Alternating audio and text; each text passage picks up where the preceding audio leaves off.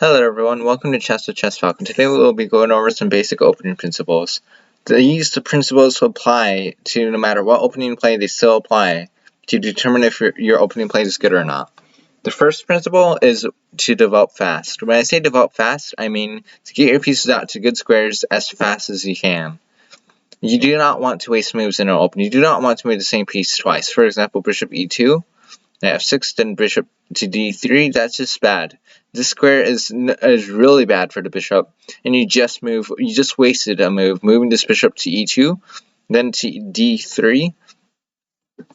That's really bad. The computer says it's minus 0.71, which means that black is ahead.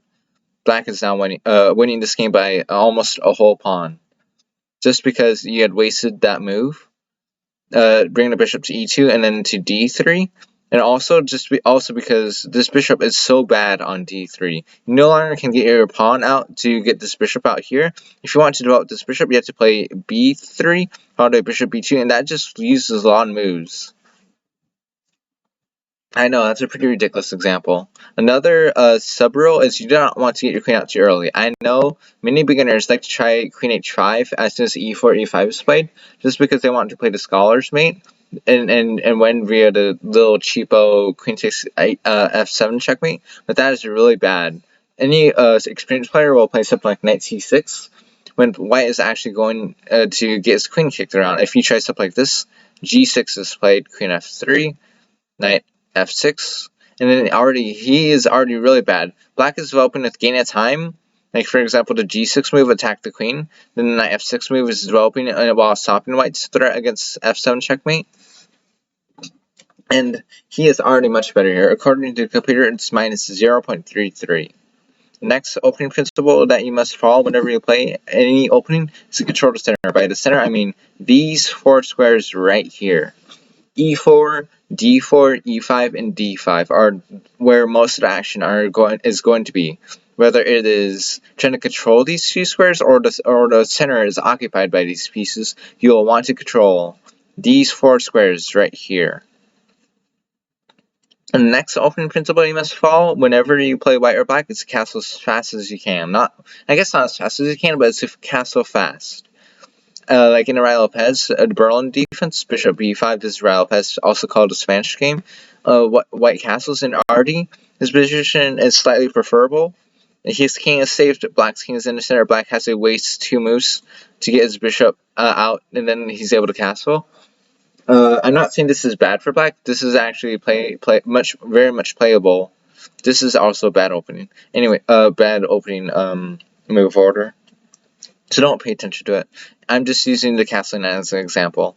Anyways, you'll want to castle fast, so your king is not in the center, and so it can't be attacked. And then you'll want to keep developing pieces. Another thing is, if you can, you'll want to develop with gain of time.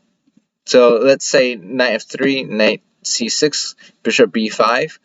The main move here, and not like the bishop to knight to f6 like I showed you, is a6. This move gains time because it attacks the white bishop. Now the white bishop must move, and this move doesn't do a lot for your position, but gains time for development and also makes the bishop go to a weaker square. So you'll want to develop with gain of time. Knight f6 attacks the e5 pawn, e4 pawn, and you'll want to develop with gain of time. You do not want to develop a passive move, like knight f3, that move attacks the e5 pawn. Black must develop to protect it. Then a passive move like bishop e2, which doesn't develop with gain of time, doesn't do anything. Black can simply play knight f6 and make it his own threat against the e4 pawn, and now white is the one responding to black's threats, instead of vice versa. The last final principle that you'll want to do is to be able to make the rooks see each other. Let's say you want to by see each other, I mean connect them, make it so that there are no pieces between them. So bishop e5, knight f6, castles. You'll want to make it so that the rooks can see each other, basically allowing it so that this is just random opening stuff. Basically making it so that the pieces are developed and you want the rooks to see each other so they can support one another. Let's say bishop e7, D6. Don't mind opening. This is just really weird stuff that I'm playing. And then now the rooks can finally see each other. There's a battle going on for the center. White is threatening bishop takes c6, bishop takes c6, for example. And then maybe d4 next, or I don't know. It's something along the lines of that. But basically, the rooks are connected, now support one another.